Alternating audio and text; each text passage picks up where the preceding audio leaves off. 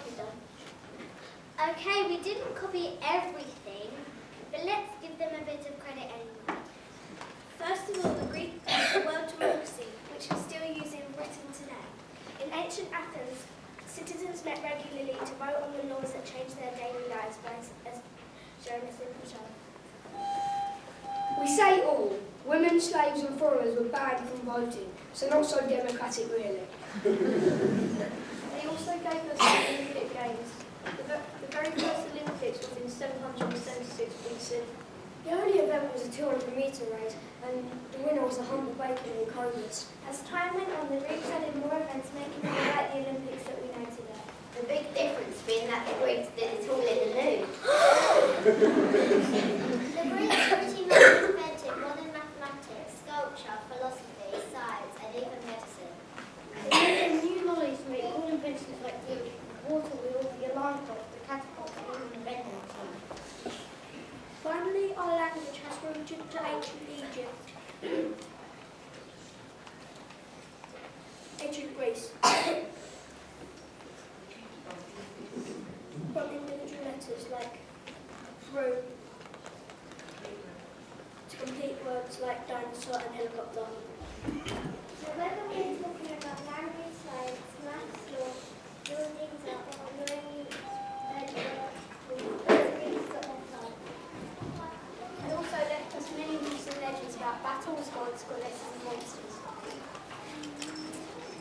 we will now show you a story we have in my new class. We have made our own books with the retelling of the story and made our own special horses.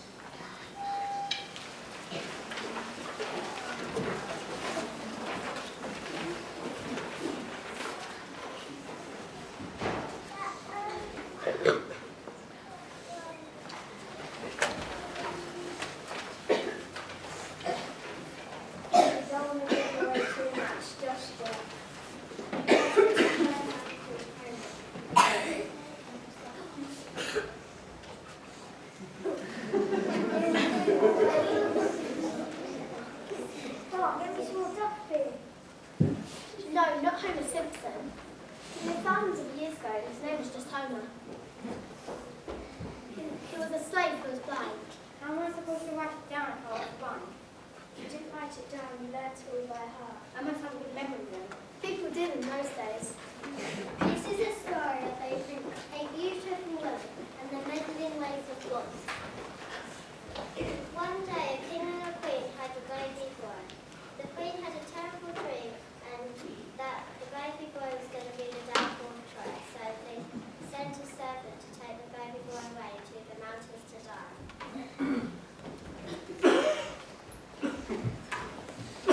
Years later, Zeus, the king of the gods, held a party on Mount Olympus.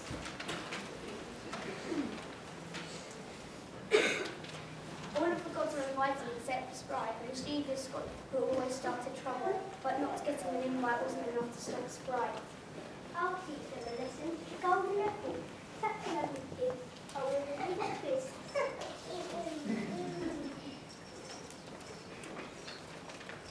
For the prettiest, the lion, the queen, of all the gods, and the lion from Zeus. This is obviously for me. Nonsense, Hera. It's obviously mine.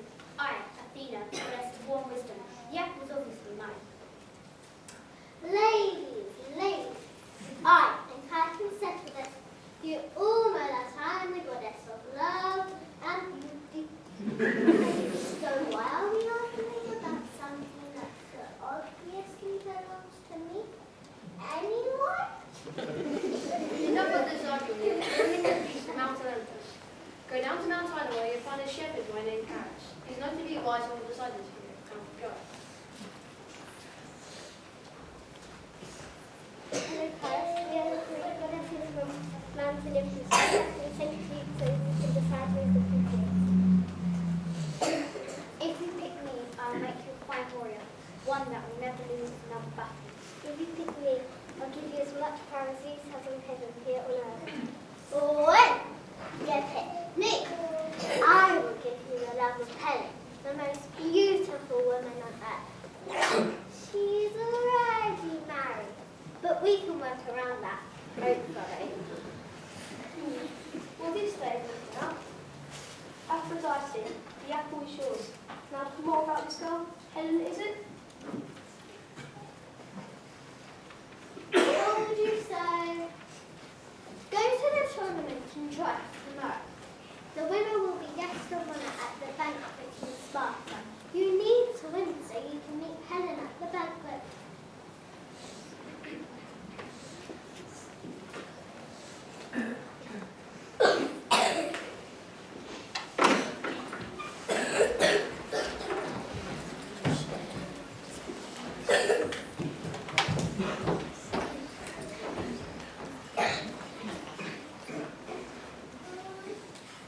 Paris went at the banquet with every event, and even became one of the royal princes.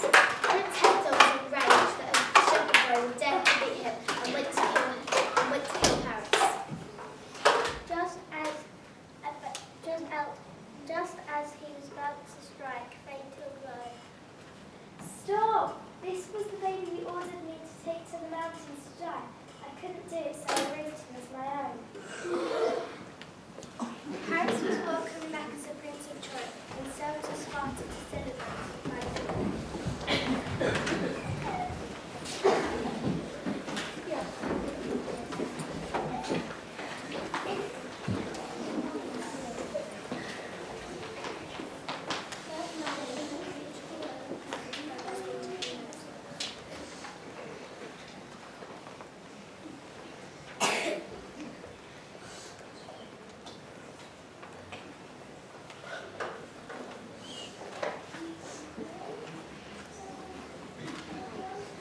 Paris managed to get some time over with Helen, and with the help of Aphrodite's magic. I love my life in Sparta and my husband, but wait, who is this?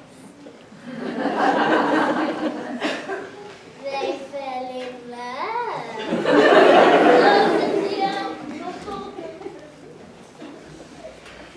They escaped the next day and sailed back to Troy. King Lentulus was enraged and sent a fleet of ships to Troy declaring war. Betrayal, treachery, and dishonour. I will teach the Trojans a lesson. My justice will be swift. The kingdoms of Troy and Sparta were at war for 10 long years, until one day things took a turn. We're Greeks, we're bored of fighting, we wanted to go home. Yeah, I know, but we can't get into the city of Troy, and that's all we do is stuck in. Hang about, that gives me an idea. One morning, Titus woke up to a fear that the Greeks had gone.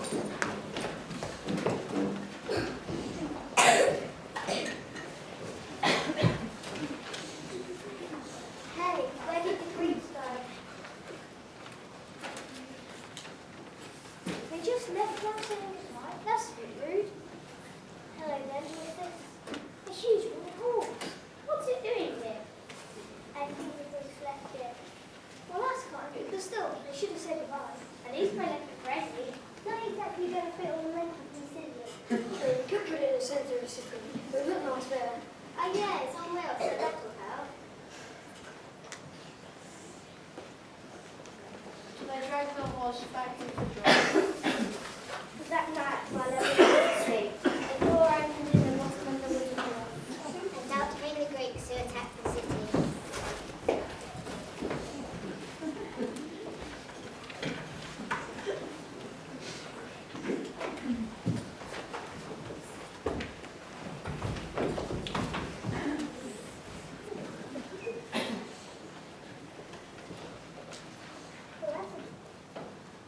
Talk about loads of cheese.